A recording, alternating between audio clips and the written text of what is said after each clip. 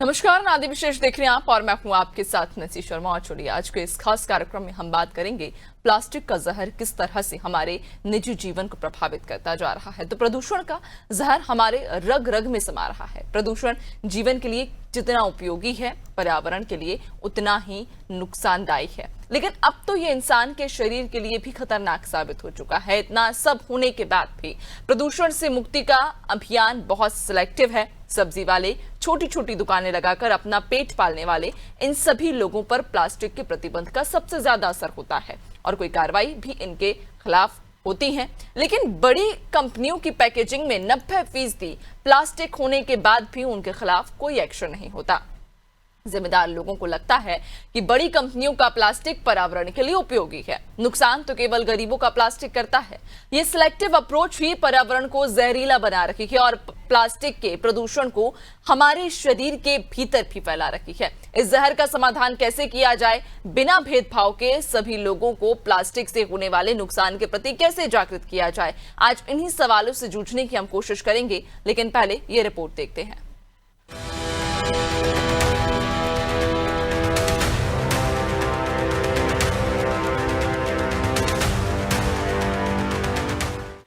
आज अंतर्राष्ट्रीय plastic bag मुक्त दिवस है। आज का दिन दुनिया को यह याद दिलाता है कि प्लास्टिक बैग से छुटकारा कितना जरूरी है। प्लास्टिक का आविष्कार 1933 में इंग्लैंड में दुर्घटनावश हो गया था। बाद में इसे चमत्कारी आविष्कार माना गया और प्लास्टिक का उपयोग इतना बढ़ गया कि दुनिया प्लास्टिक के बैग के बगैर नहीं चल सकती है। लेकिन दुनिया की यही मजबूरी प्रकृति के लिए अभिशाप बन गई है। प्लास्टिक प्रकृति में जहर घोल रहा है। विशेषकर पतले प्लास्टिक बैग प्रकृति के लिए अभिशाप बन चुके हैं। प्लास्टिक के कारण पेड़ पौधे, पशु और इंसान सब पर बुरा प्रभाव पड़ रहा है। हमारे शरीर में प्लास्टिक के महीन कण पहुंच चुके हैं। 75% FMCG उत्पाद प्लास्टिक में पैक किए जाते हैं, जो मानव शरीर में प्लास्टिक की मात्रा बढ़ा रहे हैं, जिसके चलते कैंसर जैसी गंभीर बीमारी अब आम बात हो चुकी है। पशुओं के शरीर में भी प्लास्टिक की मौजूदगी बहुत अधिक हो चुकी है, जिसके कारण पशु दम तोड़ रहे हैं। पेड़ों की जड़ों में प्लास्टिक समाने के कारण पेड़ों की वृद्धि पर विपरीत असर पड़ रहा है। अकेले मध्य प्रदेश में हर दिन 500 टन प्लास्टिक का कचरा उत्पन्न होता है। इसमें से बहुत बड़ा हिस्सा रिसाइकल नहीं हो पाता है, बल्कि जमीन में समा जाता है। जमीन में समाने वाला प्लास्टिक सदियों तक डिकम्पोज नहीं होता है। इसे नष्ट होने में 900 वर्ष भी लग सकते हैं। यही कारण है कि प्लास्टिक के उपयोग को लेकर विश्व समुदाय चिंतित है और सिंगल यूज प्लास्टिक यानी कि प्लास्टिक के बैग पर नियंत्रण के लिए दुनिया भर में कोशिश की जा रही है। सबसे पहले वर्ष 2002 में बांग्लादेश ने प्लास्टिक की थालियों पर प्रतिबंध लगाया था। भारत में भी इस पर प्रतिबंध लग चुका है, लेकिन प्रतिबंध के बाद भी इसका उपयोग धड़ल्ले से जारी है। सिंगल यूज प्लास्टिक यहाँ वहाँ बिखरा देखा जा सकता है। बरसात के दिनों में नाली नालों को चोक कर देता है। सिंगल यूज प्लास्टिक, इसके कारण शरीर में आर्सेनिक जहर घुल रहा है। इंसान और पशुओं की अकाल मौत का कारण यही प्लास्टिक है और यह भी कहा जा रहा है कि आने वाले दिनों में इस पर प्रभावी रोक नहीं लगाई गई तो प्लास्टिक पूरी प्रकृति को नष्ट करने की क्षमता रखता है। इसलिए जरूरी है पौधे लगाने के साथ साथ प्लास्टिक से मुक्ति पाने के उपाय करना।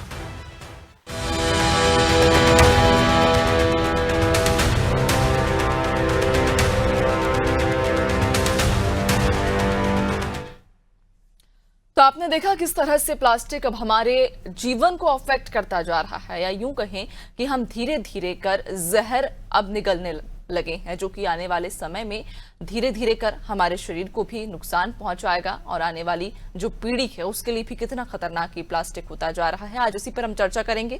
हमारे साथ में कुछ मेहमान भी जुड़े हैं और हमारे सहयोगी भी हमारे साथ जुड़े हैं। सबसे पहले परिचय करा देते हैं। अजय दुबे पर्यावरणविद हमारे साथ में जुड़ गए हैं। इसके अलावा रिजवान खान भोपाल से, कुलभूषण रायपुर से और शादाब हमारे साथ लखनऊ से जुड़ गए हैं। बहुत स्वागत है आपका अजय जी अनादि टीवी में। सबसे पहले आप ही से मैं चर्चा की शुरुआत करूंगी कि जो प्लास्टिक है वो कितना घातक साबित हो सकता है हमारे पर्यावरण के लिहाज से भी। अगर हम बात करें तो पर्यावरण में प्लास्टिक कितना प्रदूषण फैलाता है। दूसरा, अगर हम अपनी निजी जिंदगी की भी बात करें तो हम रोजाना प्लास्टिक से जुड़ी हुई कई चीजें इस्तेमाल करते हैं जो शायद हमें मालूम भी नहीं है। अब ऐसे में हमारी निजी जिंदगी को और पर्यावरण को प्लास्टिक कैसे प्रभावित कर रहा है? नमस्कार। मैं अनादि टीवी को धन्यवाद देता हूं कि इस बेहद संवेदनशील विषय पे आपने आज डिबेट रखी है। और प्लास्टिक की जो इंसानी जिंदगी में दखल है, आप ये देखिए कि आप, मेरी आवाज आ रही है आपको? जी।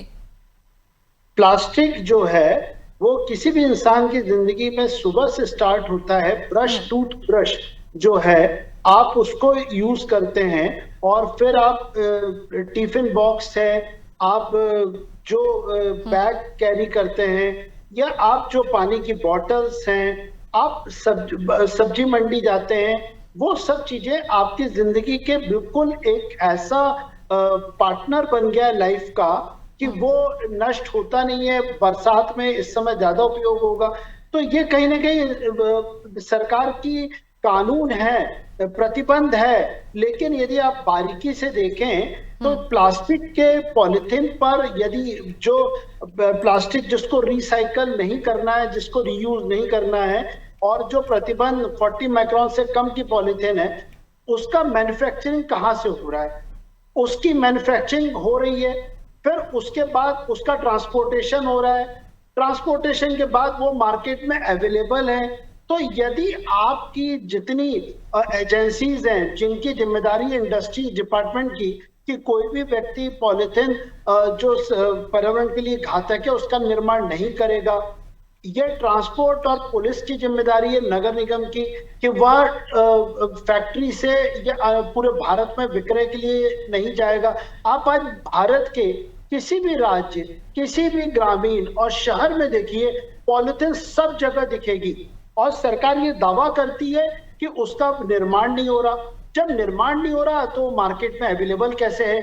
शहर में वो सब्जी मंडी में बिकती है, दुकानों में रखी रहती है। इको फ्रेंडली जो बैग बनने हैं स्वयं सहायता ग्रुप महिलाओं के, उसके माध्यम से भी हम देखें तो वो मार्केट में सप्लाई नहीं हो पा रहे हैं, क्योंकि वो एक तो महंगी दर के भी रहते हैं और बहुत कम लोगों को तकनीकी मार्गदर्शन से इको फ्रेंडली बैग बनाने को मिलता है। तो सरकारी एजेंसीज आज के दिन ये कहती हैं कि आप पॉलिथीन को मत यूज करिए। आप नागरिक कहता है हम नहीं करेंगे, लेकिन हमें मार्केट में जब अवेलेबल हो रहा है, सस्ते में हो रहा है, निःशुल्क सब्जी वाले दे रहे हैं, तो वो फिर कैसे मना करेंगे?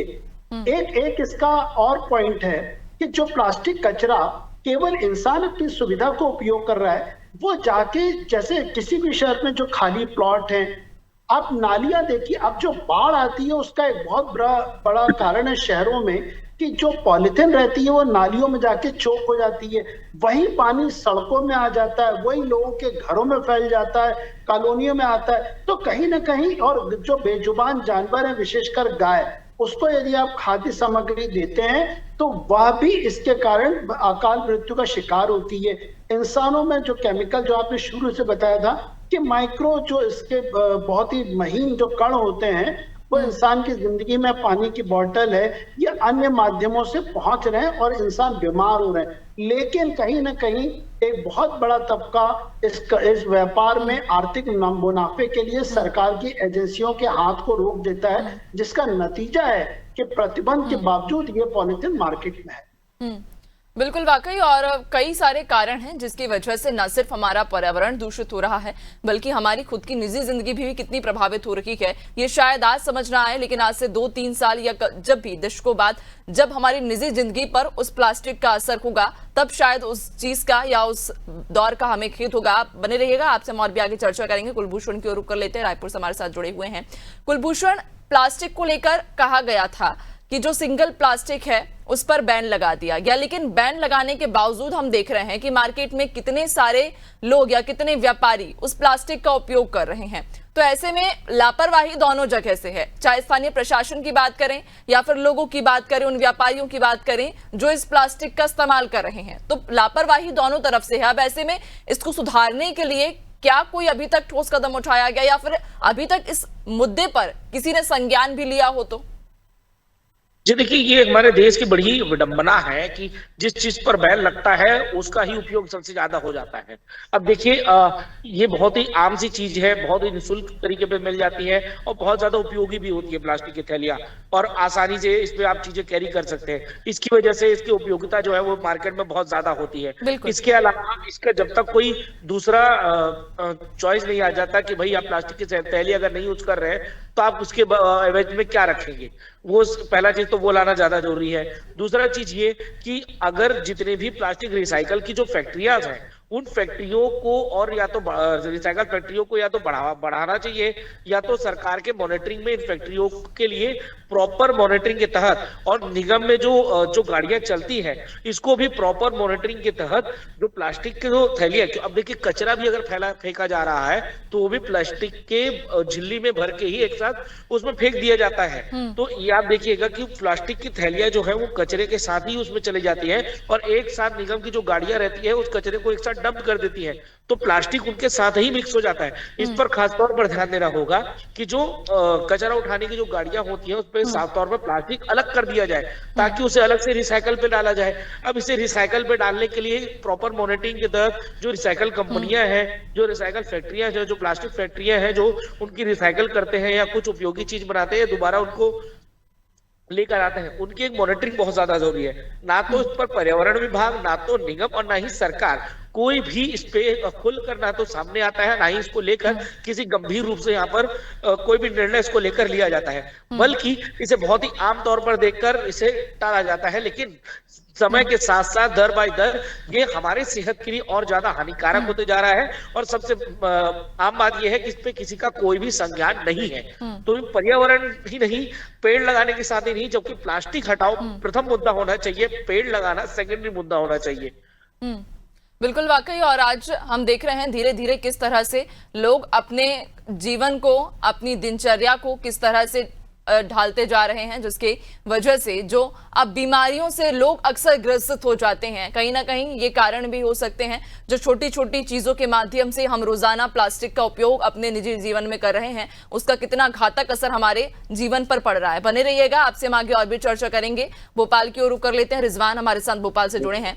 रिजवान, जिस तरह से मैंने कुलभूषण से भी कहा कि सिंगल प्लास्टिक यूज पर बैन लगा हुआ है और ये साफ है कि कोई भी सिंगल प्लास्टिक यूज नहीं करेगा, लेकिन उसके बावजूद हम देख रहे हैं कि मार्केट में कितनी आसानी से प्लास्टिक मिल रही है। सिंगल प्लास्टिक यूज हर दूसरा व्यक्ति आज मार्केट में कर रहा है। अब ऐसे में जब अभियान चला तो उस समय ये कहा भी गया था कि जो भी सिंगल प्लास्टिक का यूज करेगा उस पर कार्रवाई होगी। जनता की बात करें, जनता कितनी जागरूक है? जनता का क्या सोचना है कि अगर प्लास्टिक से छुटकारा पाना है तो क्या ये उनके द्वारा भी कुछ इस क्षेत्र में कुछ काम किया जा सकता है, या फिर जनता का ये मानना है कि ये सिर्फ सरकार का काम है, सरकार की ही पूरी जिम्मेदारी है?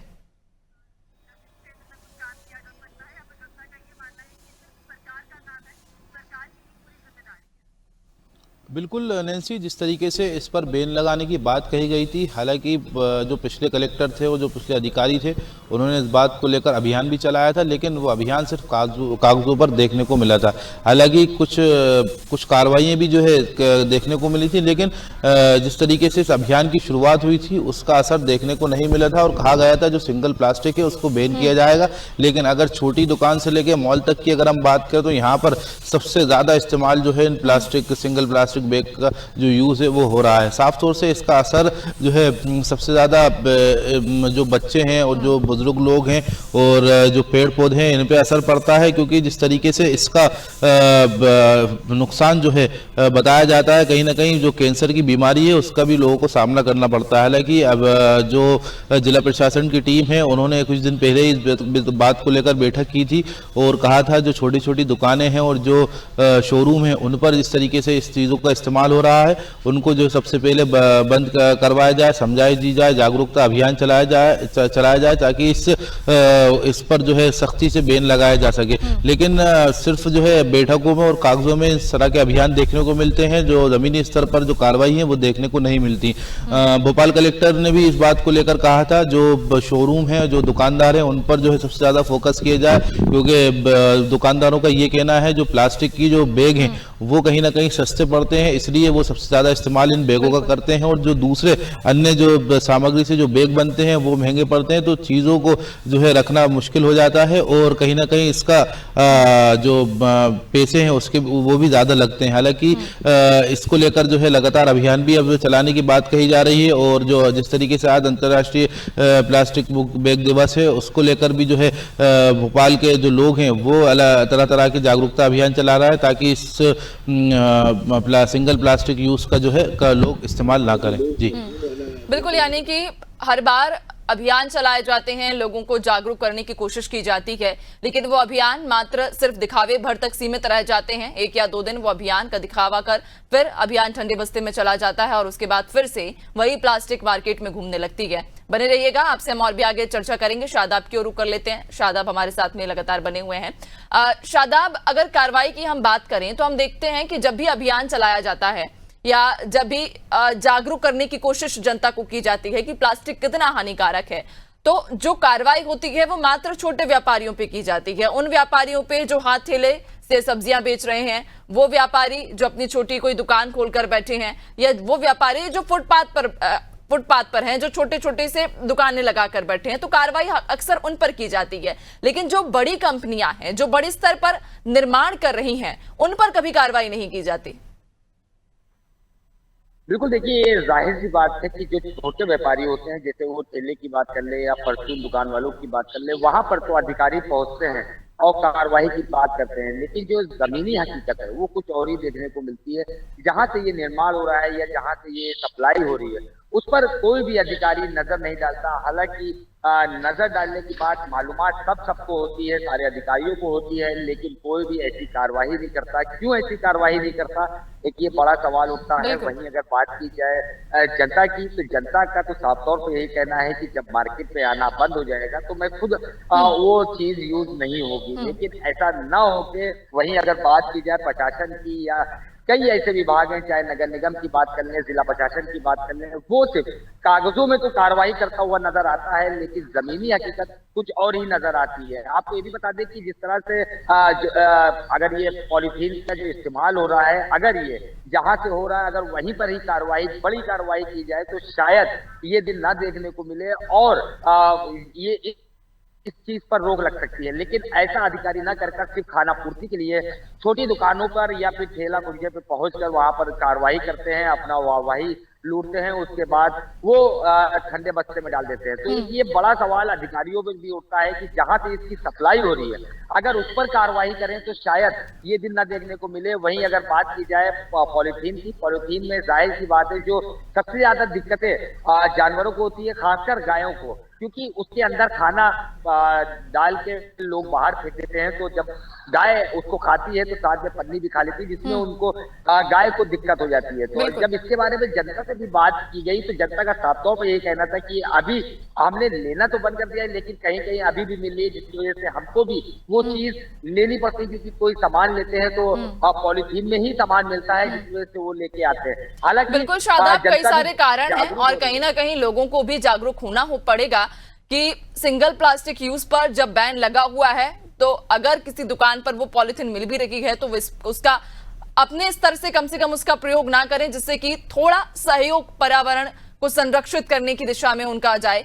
बने रहिएगा, आपसे हम आगे और चर्चा करेंगे। एक बार फिर से अजय दवे जी की ओर रुख कर लेते हैं। अजय जी, इसका समाधान क्या है? क्योंकि परेशानियों पर तो हमने चर्चा कर ली कि कितनी परेशानियां अभी व्याप्त हैं, हर स्तर से ही परेशानी है, चाहे प्रशासन की बात करें या फिर लोगों की बात करें। चूंकि लोग भी इतने जागरूक नहीं हैं, लोगों को यह भी नहीं पता होगा कि जो गर्म प्लास्टिक में अगर हम खाना रखते हैं तो उससे कैंसर के लक्षण भी पैदा हो सकते हैं, लोगों को कैंसर भी हो सकता है। तो जागरूकता बहुत कमी है लोगों के बीच में, वो जागरूक नहीं है इतने प्लास्टिक को लेकर। दूसरी तरफ स्थानीय प्रशासन की भी बड़ी लापरवाही है। समाधान क्या है? चूंकि ये कहा जाता है कि प्लास्टिक का रिसाइकल किया जा रहा है, तो क्या रिसाइकल वाकई एक समाधान है या फिर मात्र दिखावा है? ये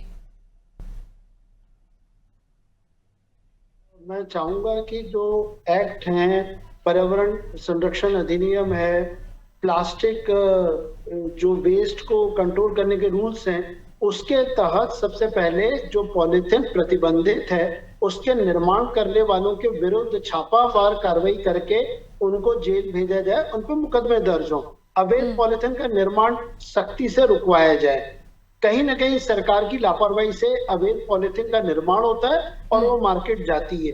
दूसरा, जहां भी कहीं इसका आवागमन होता है, इसका परिवहन होता है, इनका नेटवर्क देखिए कि ग्रामीण शहर कहीं भी हो भारत के, सब जगह ये हाट सब्जी मंडी में और मार्केट में अवेलेबल है। तो इसके परिवहन पर रोक लगाई जाए, जो ट्रांसपोर्ट होता है उन पर कार्रवाई हो, सख्त कानूनी।